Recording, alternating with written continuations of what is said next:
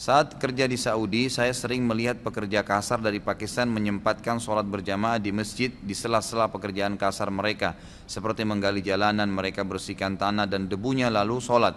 Meskipun ada bau yang kurang sedap, karena bersebelahan dengan mereka. Kalau di sini tukang-tukang bangunan kalau diajak sholat selalu bilang pakaiannya mereka kotor atau merasa bau keringat, sehingga kadang tidak sholat sama sekali. Mohon nasihat yang tepat Ustadz, karena saya banyak berhubungan dengan tukang bangunan atau konstruksi. Tentu ini tidak ada hubungannya ya antara orang sholat dengan bajunya kotor. Sama dengan orang lagi jihad, penuh darah bajunya, sholat aja. Enggak, itu bukan najis.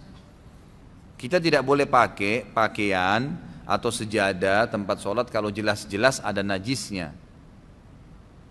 Kalau jelas-jelas ada najisnya, saya kira tanpa pertanyaan. Jazakallah khair.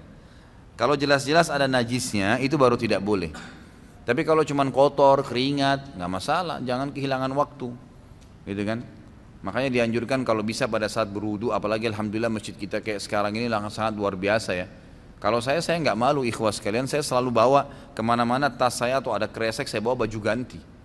Saya kalau dari pengajian ke pengajian, mampir di masjid mana, saya mandi, saya sholat, mandi di situ, saya wudu, bersihin badan, segar kembali, baru saya masuk ke pengajian saya. Enggak ada aib di situ, malah bagus kan itu.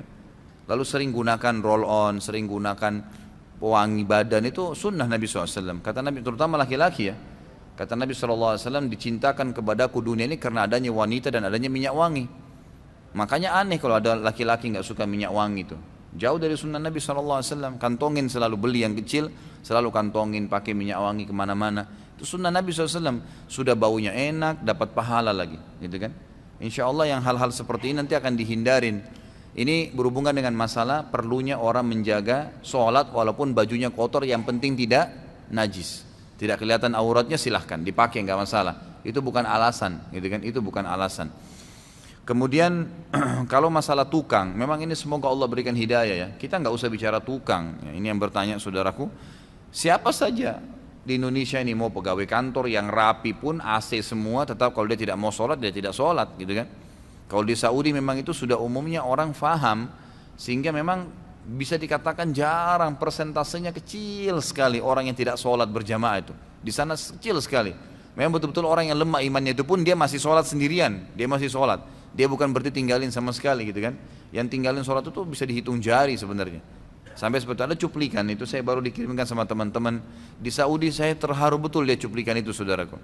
Jadi ada orang buta matanya, satu orang tua, bukan ulama, masyarakat biasa, buta matanya, tidak pernah tinggalkan 5 waktu sholat di masjid. Jadi antara rumah dia dengan masjid itu, dia minta satu orang tolong ikatkan tali, ada tiang listrik pas di sebelah pintu masjid. Masjidnya juga masjid biasa kecil di berkampungan gitu. Diikat tali di situ, tali itu panjang, ditaruh jalan di tanah, yang artinya diletakkan di tanah sampai depan pintunya dia. Jadi kalau orang buta ini mau ke masjid, dia keluar dari pintunya, dia pegang tali itu terus ditarik sama dia, jadi kencang talinya, lalu dipegang sama dia, menuntun dia sampai ke masjid. Buta, nggak ada yang tuntun, sendirian tinggal di rumahnya, tapi tidak tinggalin 5 waktu sholat di masjid.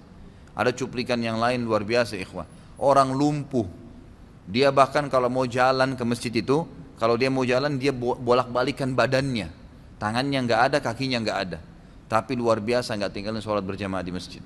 Ada cuplikan-cuplikannya tuh di Saudi, unik-unik gitu, luar biasa gitu. Mereka betul-betul memang mungkin sudah penanaman iman ya dari orang tuanya kepada anak-anak ini.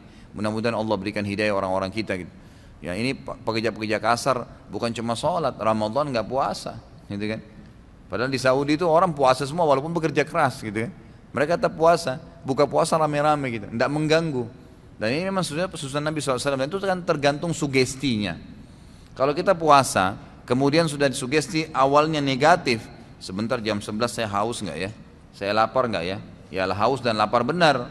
Tapi kalau kita memang niatnya sugesti, niat itu sebenarnya sugesti ya. Sugestinya dia, saya insya Allah sampai azan maghrib tahan, insya Allah sampai isya pun saya tidak lapar. Memang benar, insya Allah kan seperti itu. Mungkin buka puasa cuma seteguk air, makan kurma cukup buat dia, habis isya, habis tarawih baru dia makan. Ada orang begitu, nggak ada masalah buat dia. Itu kan jadi tergantung niatnya.